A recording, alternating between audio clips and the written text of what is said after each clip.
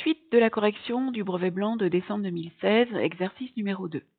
On voit qu'il s'agit d'un exercice de lecture graphique, c'est indiqué à cet endroit-là. Par lecture graphique, il faut répondre aux questions qui sont situées ici.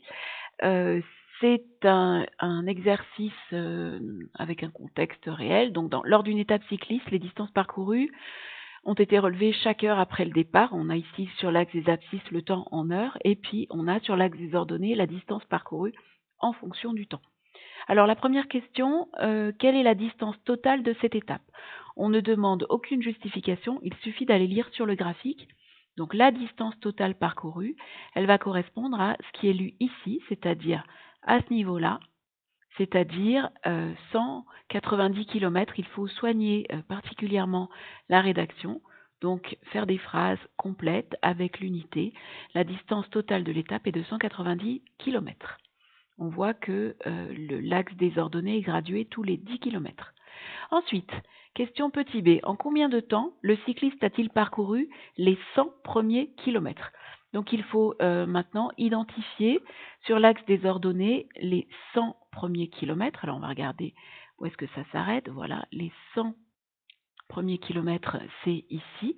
Et du coup, si je veux obtenir la durée correspondante, eh bien, il faut que je fasse un tracé. Donc c'est sur ma feuille d'énoncé, j'ai tout à fait le droit de faire le tracé correspondant.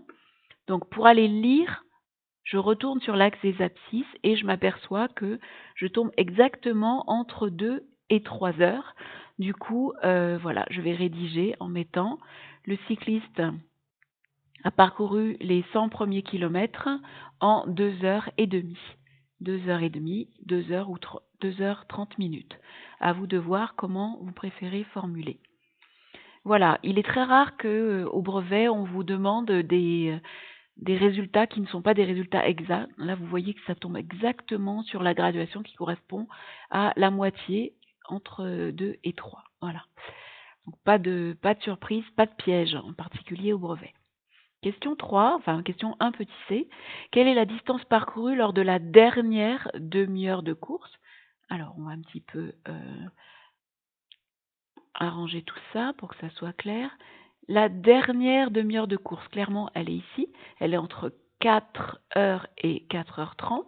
On va regarder à quoi ça va correspondre sur le graphique. Donc, entre 4h et 4h30 sur la dernière demi-heure de course, on voit que la distance parcourue va se lire verticalement, c'est-à-dire sur l'axe des ordonnées, ici. On voit qu'on a parcouru l'équivalent de 2 graduations. On va de cette distance-là à cette distance-là, grosso modo. Et donc là, on voit qu'il s'agit de 20 km. Du coup, on va rédiger, lors de la dernière demi-heure de course, la distance parcourue est de 20 km. Voilà. Dernière question, question 2. Y a-t-il proportionnalité entre la distance parcourue et la durée du parcours? Alors, on a vu en quatrième que lorsqu'il y a proportionnalité, les points sont alignés et la droite passe par l'origine du repère. Ici, clairement, on voit que les points ne sont pas alignés, donc il n'y a pas de proportionnalité. On va l'indiquer tout simplement. Les points de la représentation graphique ne sont pas alignés, ce n'est pas une situation de proportionnalité. Ne pas oublier la fin de la question, justifiez votre réponse, ça c'est fait, les points ne sont pas alignés, proposez une explication.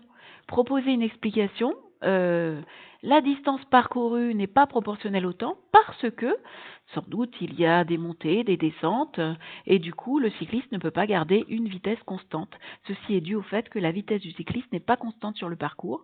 On peut supposer, par exemple, que l'étape est constituée de montées et de descentes. Voilà.